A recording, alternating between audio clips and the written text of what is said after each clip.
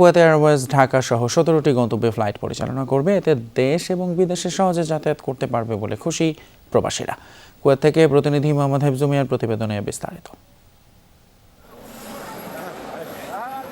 মধ্যপ্রাচ্যের সংঘাতের অস্থিরতা কাটিয়ে ধীরে ধীরে স্বাভাবিক হচ্ছে কুয়েতের জনজীবন। অফিস আদালত থেকে শুরু করে ব্যবসা প্রতিষ্ঠান সবখানে এখন শতভাগ উপস্থিতি। জনজীবনের এই স্বাভাবিকতা বজায় রাখতে দেশটির সরকার সিদ্ধান্ত নিয়েছে আন্তর্জাতিক যোগাযোগ সচল করার। রবিবার থেকে পূর্ণাঙ্গভাবে চালু হচ্ছে কুয়েত আন্তর্জাতিক বিমানবন্দর। প্রাথমিক পরিকল্পনায় কুয়েত এয়ারওয়েজ তাদের 4 নম্বর টার্মিনাল থেকে প্রথম ধাপে 17টি আন্তর্জাতিক গন্তব্যে ডানা মেলবে। এই তালিকায় অগ্রাধিকার পেয়েছে বাংলাদেশ। কুয়েত এয়ারওয়েজ জানিয়েছে, কুয়েত ঢাকা রুটে আপাতত সপ্তাহে 4টি ফ্লাইট পরিচালনা করা হবে। যাত্রীদের চাপ ও চাহিদা বিবেচনা করে ফ্লাইটের সংখ্যা পর্যায়ক্রমে আরও বাড়ানোর পরিকল্পনা রয়েছে কর্তৃপক্ষের। ঢাকা ছাড়াও এই তালিকায় রয়েছে London, Istanbul, Lahore, Manila, Colombo, Guangzhou এবং মধ্যপ্রাচ্যের রিয়াদ ও জেদ্দার মতো শহরগুলো। এছাড়া ভারতের দিল্লি, মুম্বাই ও চেন্নাই সহ বেশ কিছু গন্তব্যে ফিরছে নিয়মিত ফ্লাইট।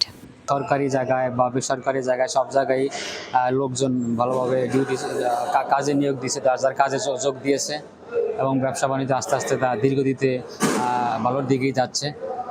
আমরা যারা প্রবাসে আছি সবাই আলহামদুলিল্লাহ এখন ভালোর দিকেই। কুয়েতে সব কিছু স্বাভাবিক আছে, আমরা কোনো সমস্যা হইতেছে না। আমরা মার্কেটে যাইতেছি, আমরা ঘর বাড়ি আরামে ঘুমাইতাম পারতাছি, আমরা কোনো সমস্যা হইতেছে না। আলহামদুলিল্লাহ দীর্ঘদিন বিমান পরিস্থিতি বন্ধ থাকার কারণে যাওয়া আসার ব্যাপারে যে একটা সমস্যা ছিল সেটা ইনশাল্লাহ এখন আস্তে আস্তে স্বাভাবিক হতে যাচ্ছে।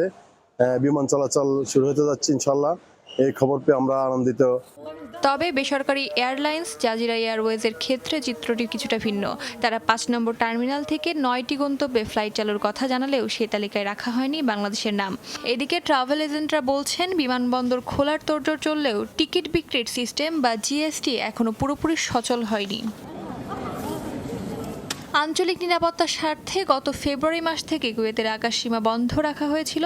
এতে কয়েক মাস বড় ধরনের অচলাবস্থা সৃষ্টি হয়। পরিস্থিতি নিয়ন্ত্রণে আসায় এবং জনজীবনের স্বস্তি ফিরতে শুরু করায় পুনরায় আন্তর্জাতিক যোগসূত্র তৈরি করছে কুয়েত। সবকিছু ঠিক থাকলে ধাপে ধাপে বিমানবন্দর তার পূর্ণ সক্ষমতায় ফিরবে, এমনটাই প্রত্যাশা প্রবাসী ও সংশ্লিষ্টদের। অস্মিতা বিশ্বাস, যমুনা নিউজ।